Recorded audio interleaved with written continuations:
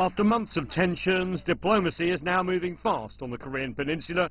A day after Washington agreed to suspend military exercises for the duration of the Winter Olympics, Pyongyang agreed to talks with Seoul next week. The DPRK's leader Kim Jong-un said he was open to dialogue in his New Year's Day address.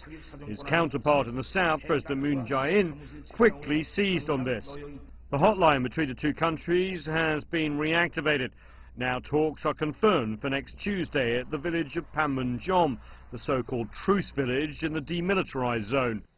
This first high-level dialogue between the two Korean states in over 2 years will ostensibly focus on whether the DPRK will send athletes to next month's Winter Olympic Games being hosted by Seoul, but also on the agenda, how to improve North-South relations.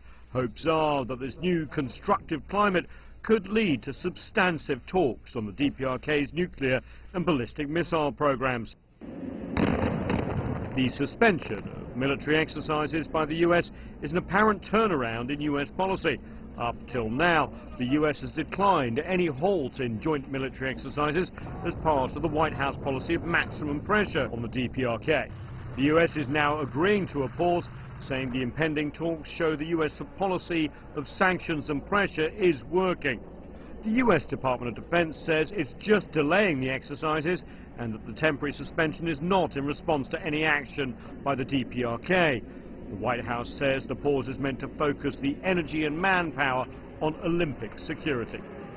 Washington is in fact responding to a request from Seoul to suspend the military exercises, and that response came after the positive New Year's message from the DPRK's leader, Kim Jong-un.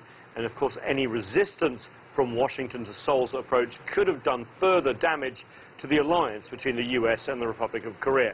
For now, the US is going along. Nathan King, CGTN, Washington.